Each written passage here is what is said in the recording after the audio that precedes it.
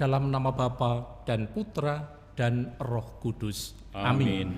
Rahmat Tuhan kita Yesus Kristus, cinta kasih Allah dan persekutuan Roh Kudus besertamu. Dan sertamu juga. Bapak Uskup, para romo, Buder Suster, Ibu Bapak dan rekan-rekan muda serta anak-anak terkasih dalam Tuhan, selamat pagi berkah dalem. Selamat pagi berkah dalem. Bersama gereja hari ini kita memperingati Santo Benediktus. Protes bukanlah penemuan orang modern. Selalu saja ada orang yang menentang masyarakat yang korup dan tidak rukun. Benediktus kelahiran Nursia sekitar tahun 480 dan mula-mula dia belajar di Roma. Melakukan itu bukan dengan selebaran ataupun agitasi, tetapi dengan cara hidupnya yang sederhana. Masih mungkin memperbaiki hidup bersama dengan teladan kehidupan yang nyata. Ini membawa pesan juga untuk kita bahwa karut-marut kehidupan bersama yang sekarang ini kerap kita hadapi masih mungkin untuk diperbaiki melalui cara dan teladan hidup kita yang baik. Maka peringatan ini mengandung pesan untuk kita juga.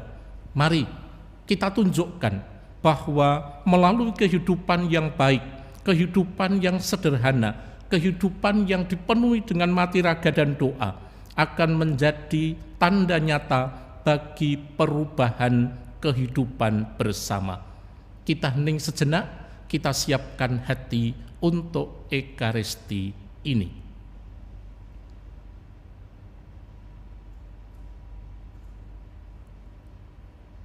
Kita mohon ampun atas segala kekurangan dan dosa, agar kita dilayakkan ambil bagian dalam perjamuan kudus Tuhan.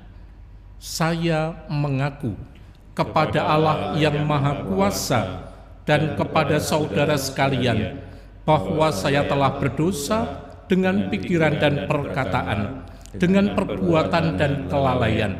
Saya berdosa, saya sungguh berdosa. Oleh sebab itu saya mohon kepada Santa Perawan Maria, kepada para malaikat dan orang kudus, dan kepada saudara sekalian, supaya mendoakan saya pada Allah Tuhan kita.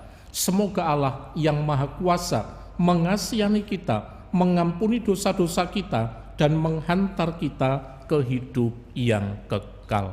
Amin. Tuhan kasihanilah kami. Tuhan kasihanilah kami. Kristus kasihanilah kami. Kristus kasihanilah kami. Tuhan kasihanilah kami. Tuhan kasihanilah kami. Marilah berdoa.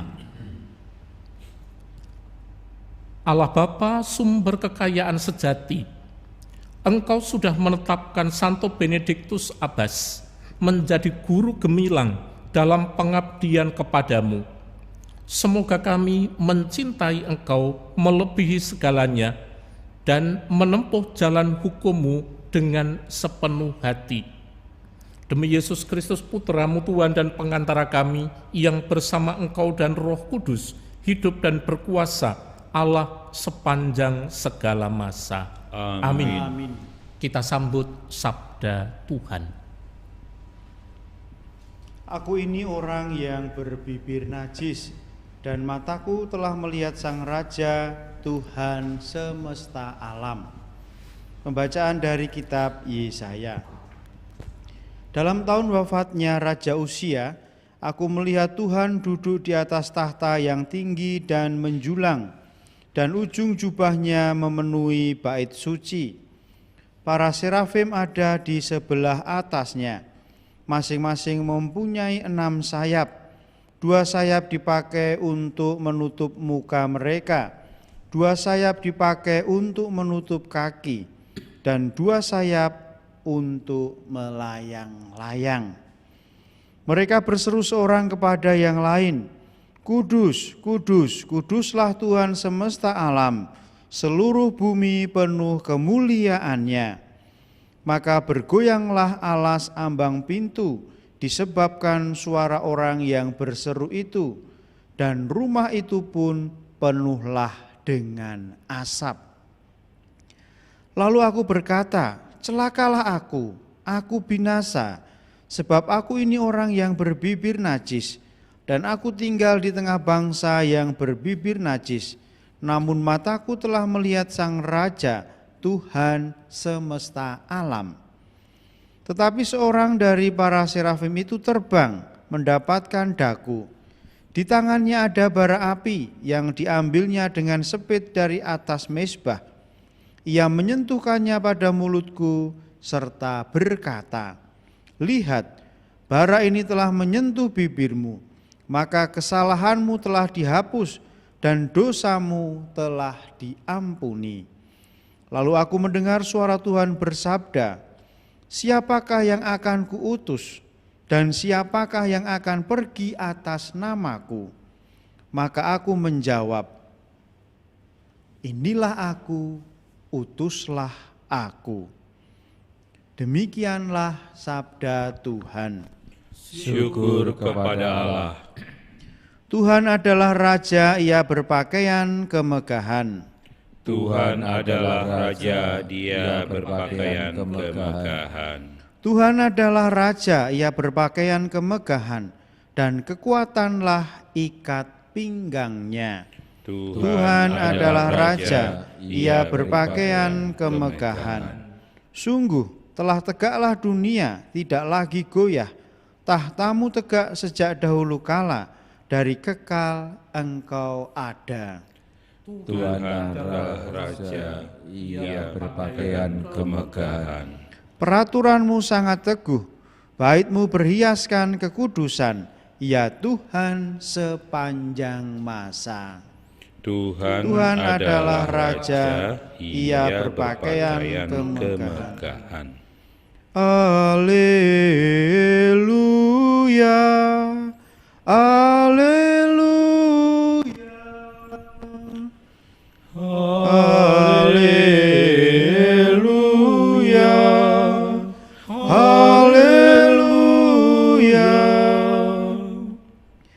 Berbahagialah kalian kalau dicaci maki demi Yesus Kristus, sebab Roh Allah ada padamu. Haleluya, haleluya. Tuhan bersamamu Dan bersama rohmu. Inilah Injil Yesus Kristus menurut Matius. Dimuliakanlah Tuhan. Pada waktu itu Yesus bersabda kepada ke-12 muridnya, seorang murid tidak melebihi gurunya dan seorang hamba tidak melebihi tuannya. Cukuplah bagi seorang murid jika ia menjadi sama seperti gurunya, dan bagi seorang hamba jika ia menjadi sama seperti tuannya. Jika tuan rumah disebut Beelzebul, apalagi seisi rumahnya. Jadi janganlah kalian takut kepada mereka yang memusuhimu, karena tiada sesuatu pun yang tertutup yang takkan dibuka, dan tiada sesuatu pun yang tersembunyi yang takkan diketahui. Apa yang kukatakan kepadamu dalam gelap, katakanlah dalam terang, dan apa yang dibisikkan ke telingamu, beritakanlah dari atas atap rumah. Dan janganlah kalian takut kepada mereka yang dapat membunuh tubuh, tetapi tidak berkuasa membunuh jiwa. Tetapi takutilah Dia yang berkuasa membinasakan baik jiwa maupun tubuh ke dalam neraka. Bukankah burung pipit dijual seduit 2 ekor? Namun tak seekor pun akan jatuh tanpa kehendak Bapamu. Dan kalian, rambut kepalamu pun semuanya telah terhitung. Sebab itu, janganlah kalian takut, karena kalian lebih berharga daripada banyak burung pipit. Barang siapa mengakui aku di depan manusia, dia akan kuakui juga di depan Bapa-Ku yang di surga. Tetapi barang siapa menyangkal aku di depan manusia, dia akan kusangkal di depan Bapa-Ku yang di surga.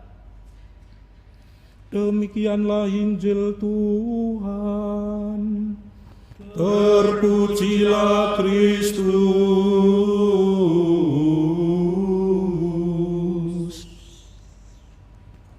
Saudari dan saudaraku terkasih, dalam beberapa hari ini, mulai hari Kamis, Jumat, Sabtu, sampai Senin, Injil yang kita renungkan berbicara tentang para misionaris, orang-orang yang diutus oleh Tuhan Yesus untuk membawa kabar gembira, membawa kabar sukacita. Hari Kamis yang lalu, Injil berbicara tentang cara hidup yang ketat untuk para misionaris atau para utusan Yesus.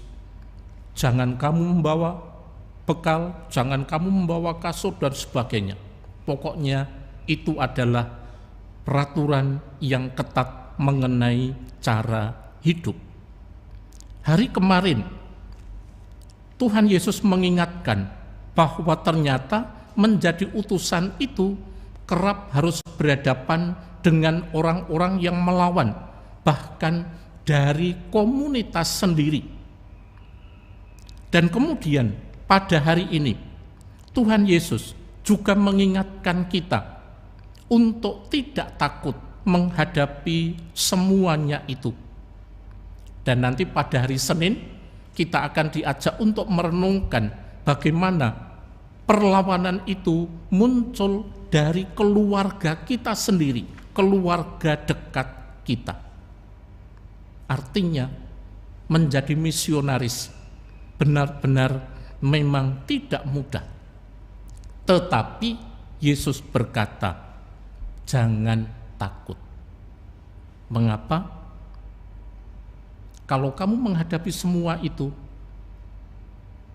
gurumu pun sudah menghadapinya. Maka hari ini tegas sekali Yesus mengatakan, seorang murid itu akan sangat bagus apabila menjadi sama dengan gurunya. Tidak usah lebih. Kalau Yesus harus menghadapi banyak tantangan, maka kita para muridnya pun seandainya menghadapi itu, maka Yesus berkata, jangan takut. Hari ini ada 3 kali Yesus berkata, jangan takut itu. Yang pertama adalah jangan takut mewartakan Injil secara terbuka. Yang kedua, jangan takut kalau harus kehilangan hidup. Dan jangan takut karena kamu sungguh berharga di mata Allah. Inilah pesan yang dapat kita timba. Dan Yesus masih mengakhiri wejangannya untuk para misionaris dengan 2 ayat terakhir hari ini yang sangat menarik untuk kita. Yesus berkata, seorang yang mengakui komitmennya, mengakui imannya kepada Yesus di depan umum, di depan orang, maka dia berhak juga pada nantinya menantikan komitmen Allah itu melalui Tuhan Yesus. Tetapi sebaliknya, seorang yang mengkhianati komitmen itu, mengkhianati imannya kepada Yesus di depan umum, atau bahasa singkatnya murtad, maka dia akan disangkal oleh Yesus di depan mata Bapanya pada pengadilan terakhir. memang menjadi misionaris, menjadi utusan Yesus itu tidak mudah. Dan inilah tantangannya. Dan Yesus tegas mengatakan, yang mengakui aku di depan umum, nanti juga akan kuakui di hadapan Bapakku. Yang menolak aku di depan umum, berarti yang murtad, maka nanti juga akan kutolak di hadapan Bapakku. Ngeri ya? Tetapi inilah tantangan kita. Tantangan untuk setia menjadi murid Yesus, tantangan untuk setia dalam iman, tantangan untuk setia menjalankan perutusan Yesus. Sanggupkah? Mungkin kita tidak sanggup, tetapi Tuhan memampukan kita, memberi kekuatan untuk kita. Tentu salah satunya adalah dengan terus rajin dan dengan terus memohon kekuatan kepada Tuhan. Mari bersama Santo Benediktus Abbas kita syukuri kebaikan Tuhan ini.